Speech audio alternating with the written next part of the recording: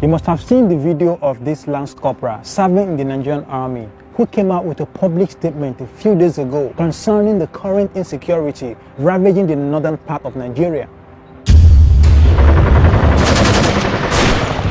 To be honest with you, I didn't want to make this video because I started this page to only share positive stories about Africa.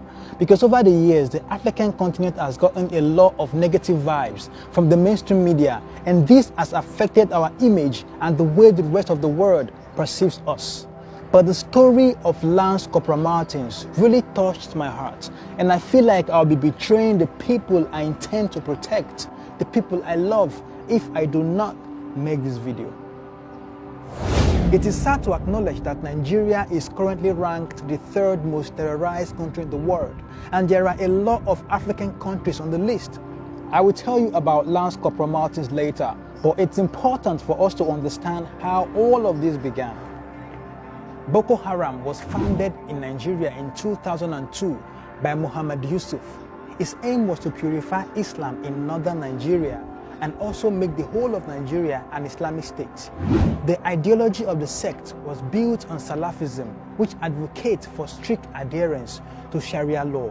The term Boko Haram means Western education is forbidden, so the whole ideology behind the sect was promoting a strict adherence to Islamic teachings as opposed to Western education, ideas, or influence. In a 2009 interview with the BBC, Yusuf reaffirmed his position against Western education and claimed that rainfall was solely the work of Allah and not a result of evaporation caused by the sun.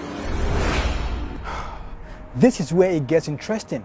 It's important for you to understand that Islam originated from the Arab world before it was spread to Africa through wars, conquest, slavery, and in some cases, trading. But Arab countries like the UAE and Saudi Arabia have embraced cloud seeding to help induce artificial rainfall to meet up with their fresh water demands.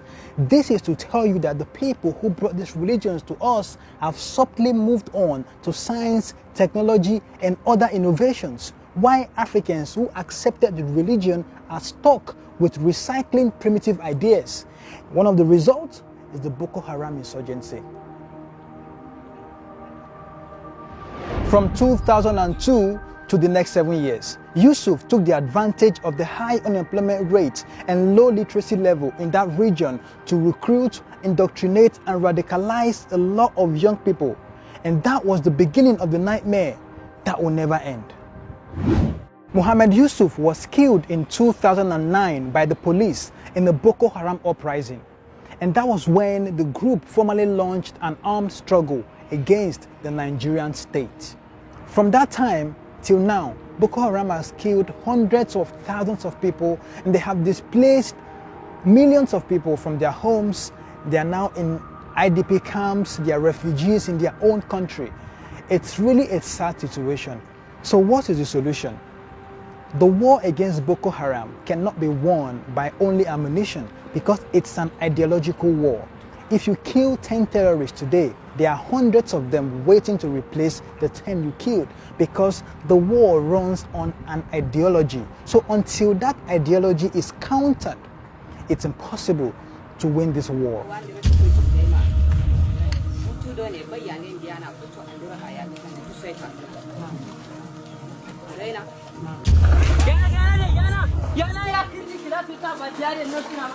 And who are the people who can counter this? Is the religious leaders and clerics and political leaders in that region.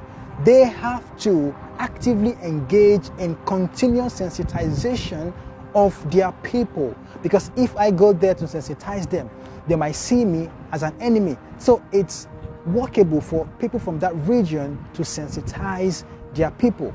The other reason why the war against Boko Haram insurgency cannot be won is because of another ideology in that region, which is the Almajiri system.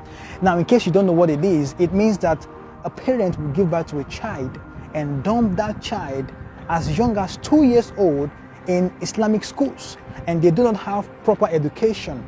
They do not have parental care. These children go around the streets begging, and when they beg, that is how they can feed. Now, look at these children. All they know all their lives is Islamic teachings. So what do you expect of them when they grow up? You had sex and brought these children to this world. They never begged you to come. So it is your responsibility to take very good care of them. So the thing is, if we do not address this menace of this Almajiri system, the Boko Haram insurgency will not be won, because they have already an army waiting to be recruited. So what do you expect from children who are not employable?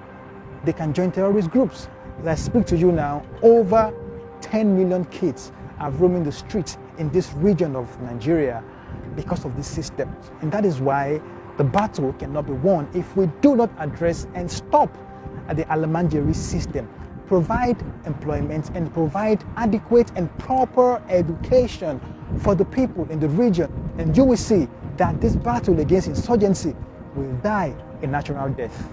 And the last reason why this battle cannot be won is because the people with this ideology, it's possible that some of them have infiltrated the Nigerian military. And that is why a lot of the operations of our military men are being sabotaged. They are being ambushed and they are killed in high numbers. And this is why Lance Corporal Martins came out to accuse the Chief of Army Staff of not being loyal to defeating this war against insurgency.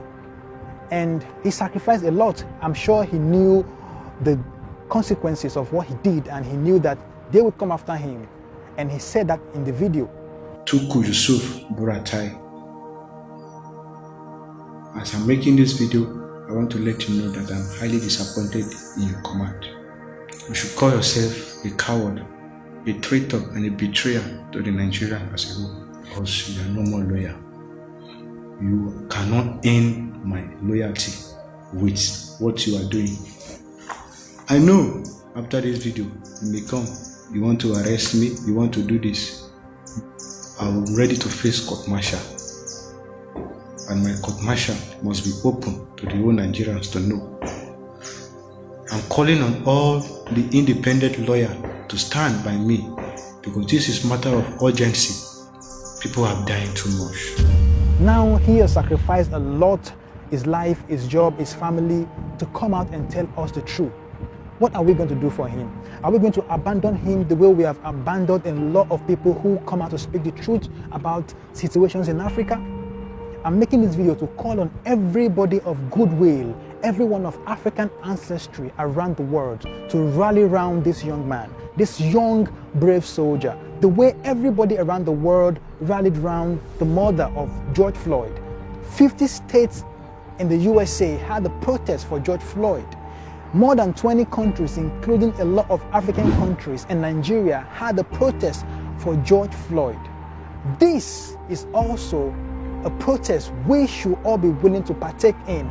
This young soldier must not suffer. His sacrifices for coming to tell us the truth about what is really going on the battle against insurgency must not go in vain. I'm calling on you, Africans, anywhere you are around the world, begin to organize yourself. Let us speak out for this young soldier, because if we do not do this, then we are discouraging the other people who really want to come out and speak the truth about the realities of Africa not to do so. And if people don't speak the truth about the real conditions so that we can provide solutions, then our collective progress will remain a pipe dream. Thank you for watching. Share this video to everybody around you. Share this video as many times as you can, because we need to reach a lot of people. People need to know what is happening to this young soldier, and we all need to rise to his defense. Thank you so much for watching this video. Don't forget to like, subscribe and share so that we can reach everyone and build a better Africa.